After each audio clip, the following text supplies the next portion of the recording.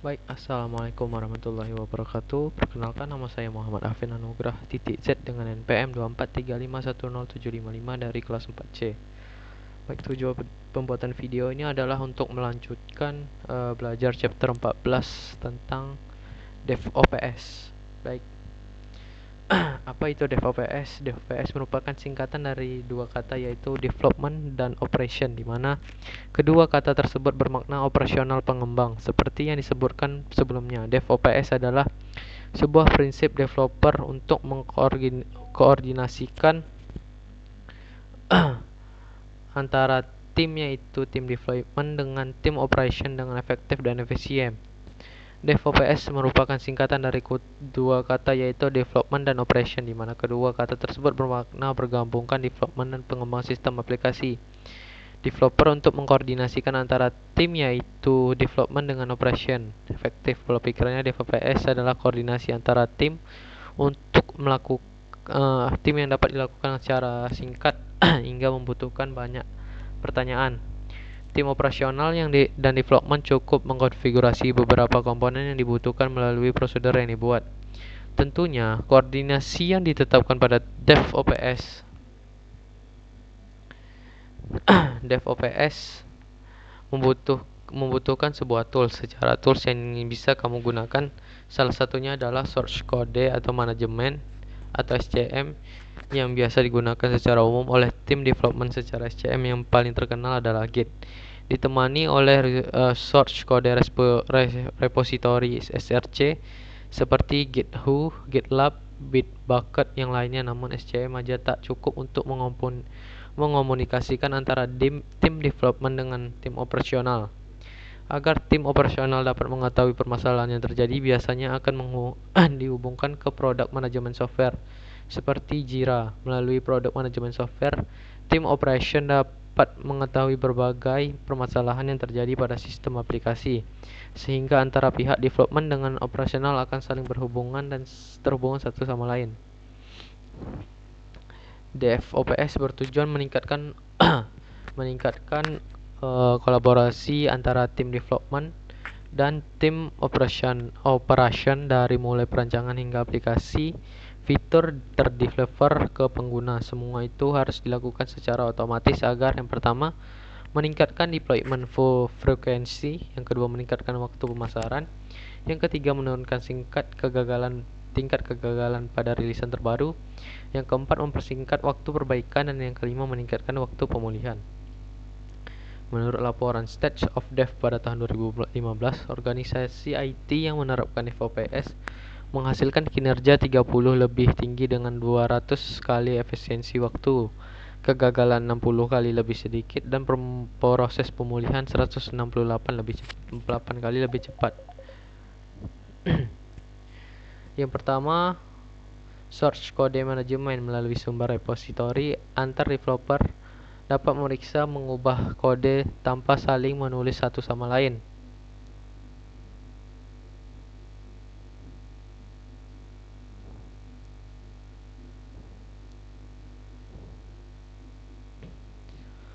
Source control ini mungkin telah ada sejak 40 tahun yang lalu, tetapi ini merupakan komponen utama dari continuous integration atau CI.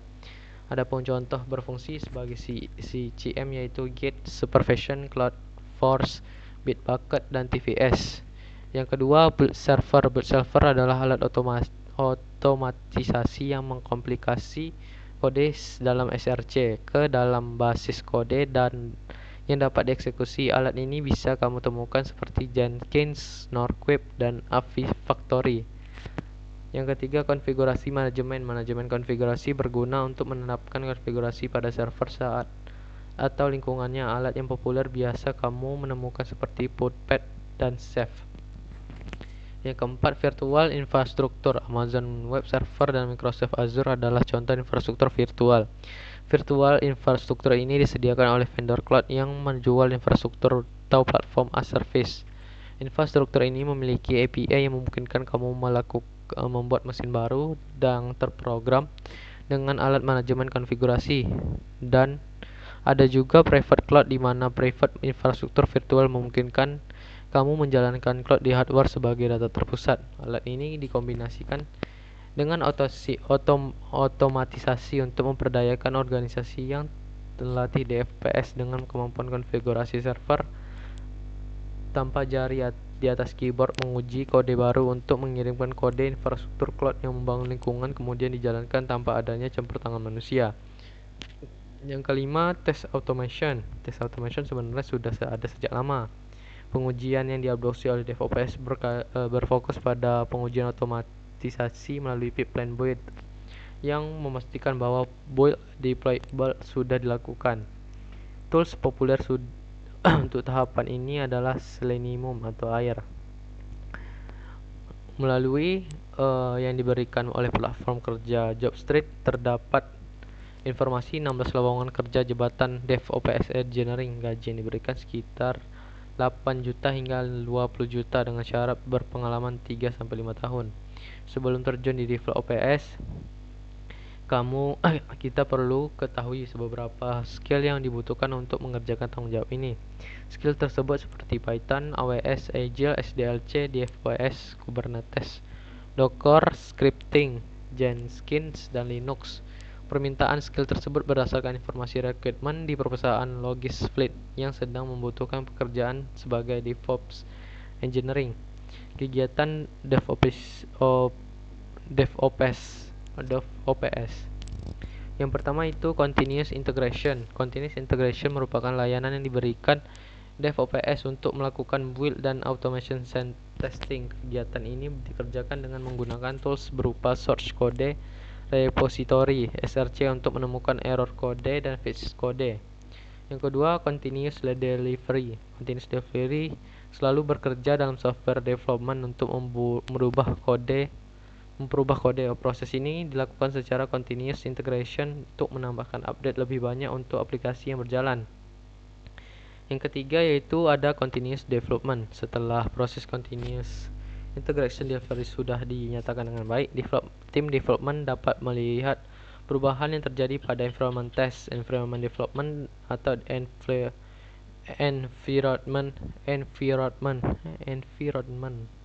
production. Yang keempat yaitu configuration management. Proses ini berkaitan dengan sistem engineering yang bertujuan untuk memaintain konfigurasi sebuah produk. Configuration management memungkinkan otomatisasi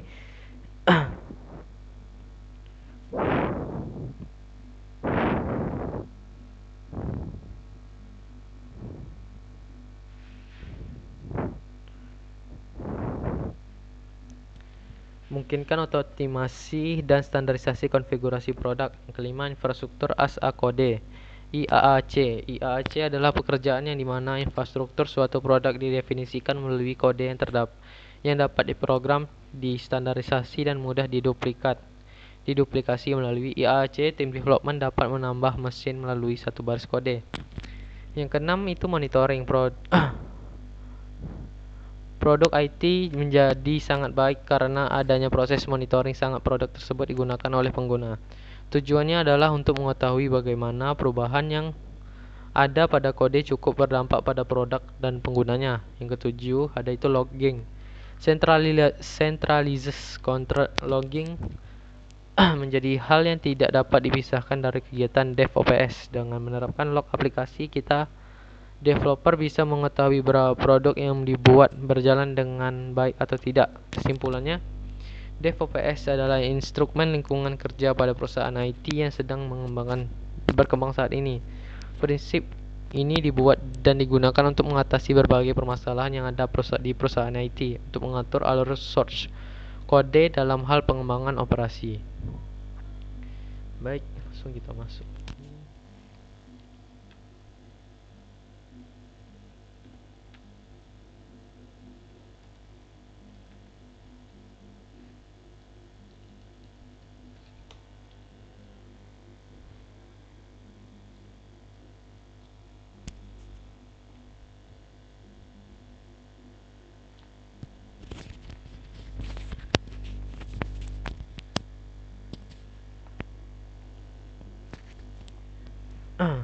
Ini terdapat 14 poin tentang praktik terbaik utama DevOps.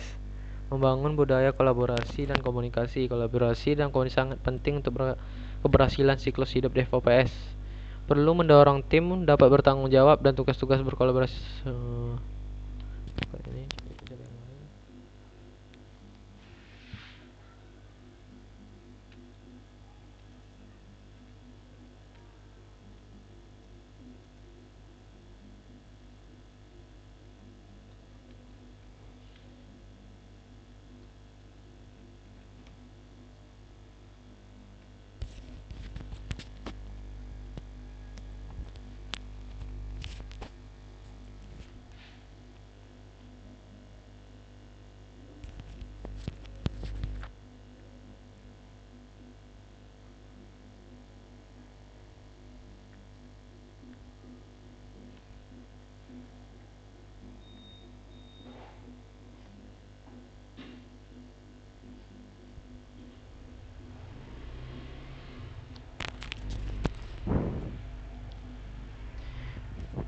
Nah, di sini ada beberapa untuk memperkuat pondasi mendalami DevOps. Yang pertama yaitu ada prinsip-prinsip utama DevOps. Yang pertama itu kolaborasi dan shared responsibility. Dalam model tradisional dan developer fokus menulis kode dan operation fokus pada server serta infrastruktur, model ini sering menyebabkan konflik ketika terjadi error di production. DevOps mendorong kolaborasi sejak awal. Semua tim terlibat dalam yang pertama itu perancangan, yang kedua itu pengembangan, ketiga pengujian, keempat deployment, dan yang terakhir itu monitoring. Selanjutnya yang kedua itu adalah automation is key. Otomatisasi adalah inti dari DevOps. Proses manual seperti development dan testing sharing menimbulkan human error. Dengan otomatisasi, proses menjadi lebih baik. Yang pertama lebih cepat, yang kedua lebih konsisten, yang ketiga lebih akurat, dan yang terakhir itu lebih mudah diskalakan. Yang ketiga itu continuous integration dan continuous delivery. CI/CD adalah fondasi penting dalam praktik DevOps modern. Continuous integration memungkinkan developer menggabungkan perubahan data secara rutin ke repository bersama yang langsung diuji secara otomatis. Yang selanjutnya itu adalah continuous delivery CD, memastikan aplikasi selalu siap dirilis kapan saja dengan resiko minimal. Manfaat CI/CD automation antara lain, yang pertama itu deteksi bug lebih cepat, yang kedua proses rilis lebih singkat, yang ketiga peningkatan kualitas software, yang terakhir itu pengalaman penggunaan dan stabil. Yang keempat itu continuous improvement. DevOps bukan hanya project sekali jalan. Tim terus melakukan yang pertama monitoring performa, yang kedua analisis log, yang ketiga evaluasi feedback pengguna, dan yang terakhir itu optimasi sistem. Yang selanjutnya itu adalah tools yang umum digunakan dalam developer. Yang pertama version control yang digunakan untuk melacak perubahan kode dan memfasilitasi kolaborasi tim. Yang kedua itu adalah CI/CD tools, yang dimana mengotomatiskan proses build, testing, dan deployment aplikasi. Containerization memastikan aplikasi berjalan konsisten. Ini di berbagai environment dengan mengemas bersama dependensinya. Yang selanjutnya itu adalah infrastruktur as code atau IIC. Mengelola infrastruktur menggunakan kode agar lebih terstruktur dan reliable. Yang terakhir itu adalah monitoring dan logging, membantu performa aplikasi serta mendeteksi gangguan lebih cepat. Di DevOps Bootcamp Adi Nusa, Anda tidak Oke. Lanjut, yang itu adalah peluang karir dan DevOps yang menjanjikan. Permintaan terhadap profesional DevOps terus meningkat seiring adopsi cloud dan transformasi digital. Beberapa posisi yang populer antara lain adalah DevOps Engineer, Site Reliability Engineer atau SRE. Yang ketiga itu adalah Cloud Engineer, Platform Engineer, Automation Engineer. Karir DevOps menarik karena permintaan tinggi di pasar kerja, gaji kompetitif, skill lintas bidang. Yang terakhir adalah peluang kerja global. Ada beberapa poin yang harus dikuasai untuk belajar DevOps, yaitu pertama, pelajari dasar programming seperti bahasa Python yang sangat berguna untuk automation dan scripting. Selanjutnya adalah kuasai dasar Linux. Sebagai besar server production berjalan di sistem berbasis Linux.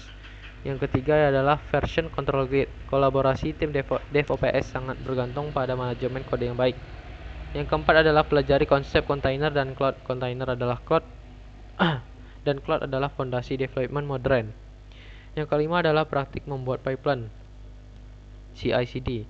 Hand-on practice sangat penting untuk memahami workflow DevOps secara menyeluruh. Yang terakhir, ini berapa lagi ya? Mengapa mengikuti DevOps Bootcamp di Nusa? Masa depan DevOps, ke depan DevOps semakin berkembang dan dengan integrasi cloud aktif arsitektur, automation skala besar, DevScapes OPS, platform engineer, observability, all driving operation. Artinya DevOps bukan hanya tren sementara, melainkan fondasi utama pengelola sistem modern. Berinvestasi dalam skill DevOps hari ini berarti mempersiapkan diri untuk masa depan industri teknologi. Baik, selanjutnya